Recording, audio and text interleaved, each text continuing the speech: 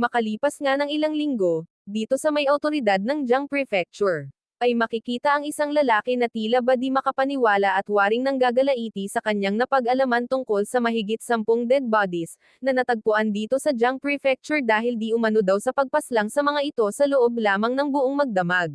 Pag-alit pa nitong sambit habang may nalalaman pang pangbabato sa kanyang mga tauhan, na bakit hanggang ngayon daw hindi pa rin ng mga ito nagagawang hulihin ang may sala, gayong alam daw naman din nila na talagang nakakapangilabot ang ganong pangyayari, lalo pat dito sa kanilang lugar lang iyon naganap. Sagot naman nga ng isang tauhan, na hindi raw naman ganon kadaling dakpin ang salarin, sapagkat ang killer nga raw na iyon ay si Lin Haotian na siyang guest ngayon ng Gao family. Nang marinig nga ng lalaki ang sinambit ng tauhan ay bahagya itong napaisip tungkol sa Gao family, dahil mukha daw yatang pinoprotektahan at kino-cover up lang ng mga yon ang ating bida. Sabay bigla rin itong sabi na sige daw kalimutan na lang muna nila ang tungkol sa bagay na ito at ang gagawin niya na lang ay magpapadala siya ng sulat sa mga yon, kung saan ay nais niya na wag sana silang magtangka na kalabanan or hadlangan ang court once na huhulihin na nila ang salarin sa nangyaring patayan. Nag-aalala naman ngang payo nitong tauhan, na di raw talaga yun ganun kadaling gawin sapagkat si Lin Haotian nga daw ay lalo pang nagiging kilala at tanyag sa bawat araw na dumadaan dahil sa angkin nitong kapangyarihan, kaya naman ay tiyak lang na wala silang magiging laban. At dahil nga sa mga sinabing iyon ng tauhan ay lalo lamang nananggalaiti sa galit ang lalaki, kaya naman rin ay malakas nitong sinipa ang isang bagay na ewan ko ba kung ano tawag dyan. Uy baka i-bash nyo ko ayaw ko lang talagang manghula kung ano yan basta yan na yan hihihi, at yun nga dahilan para bahagyang magulat at kabahan ang tauhan, sabi pa nga rin ng lalaki na napaka-stupido daw naman nitong mga tauhan niya, dahil kung tutuusin ay pwedeng-pwede naman daw silang humingi ng tulong kaya naman bakit pa sila mangangamba tungkol sa pagdakip kay Lin Haotian. After so many years nga, hihihi joke lang po ilang days lang pala ay nagtungo ang matandang si Mr. Fu dito sa may Jiang Prefecture.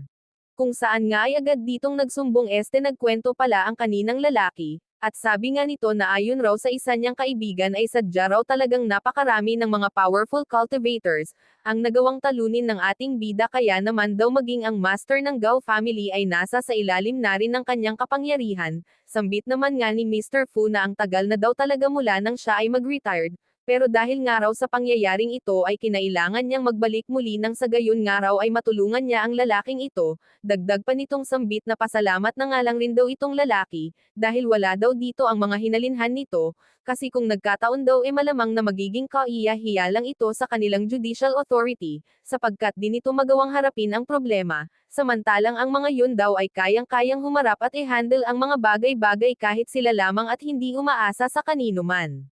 Medyo nahiya nga ang lalaking ito sa sinabi ni Mr. Fu kaya naman ay humingi rin ito agad ng paumanhin at sinabing sana raw ay maturuan pa siya ng mas marami pang kaalaman nitong si Mr. Fu at nang sa ganun daw sa susunod ay di na siya makaabala pa, hihihi ay duwag naman pala ito at walang alam pero kung makapangbato naman sa iba parang kung sino, dagdag pa rin itong sambit na siguro naman daw ay papayag si Gao Bufan, na ipaubaya na lang dito kay Mr. Fu ang tungkol sa problemang nangyari about sa patayan.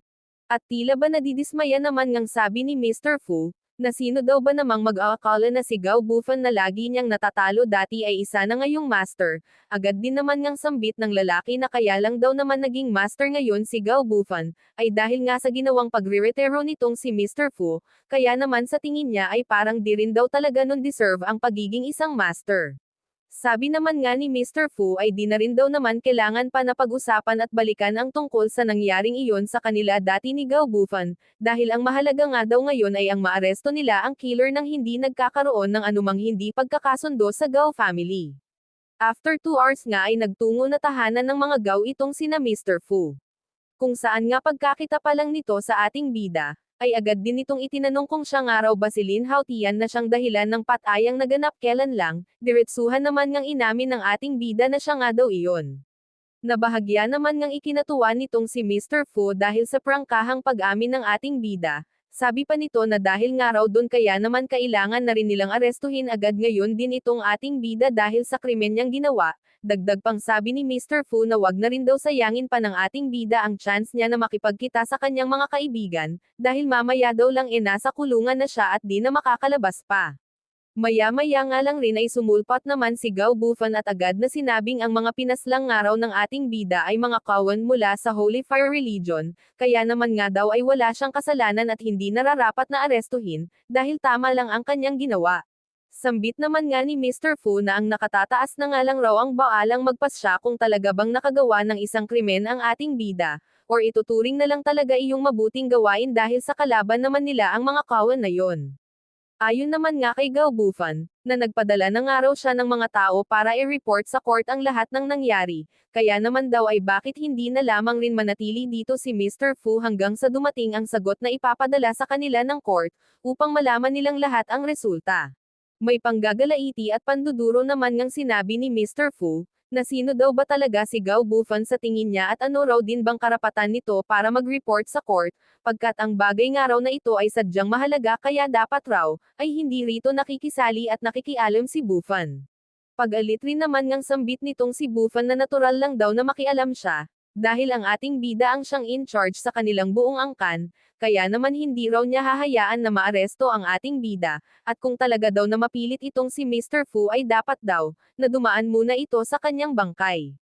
Tugon naman nga ni Mr. Fu na sobrang tagal na rin daw talaga, simula nung nagkaroon ng alitan sa kanilang pagitan, pero dahil nga raw sa patuloy paring pinagtatakpan nitong si Bufan ang ating bida, ay handa daw siya na talunin itong muli gaya ng ginawa niya dati. Sagot naman nga nitong si Bufan ay nagkataon lang daw naman ang naging pagkatalo niya dati, pero ngayon daw ay nagbago na ang lahat, at isa pa ay naririto rin daw naman ang ating bida na kayang-kaya lamang na mag-isang kalabanan itong si Mr. Fu.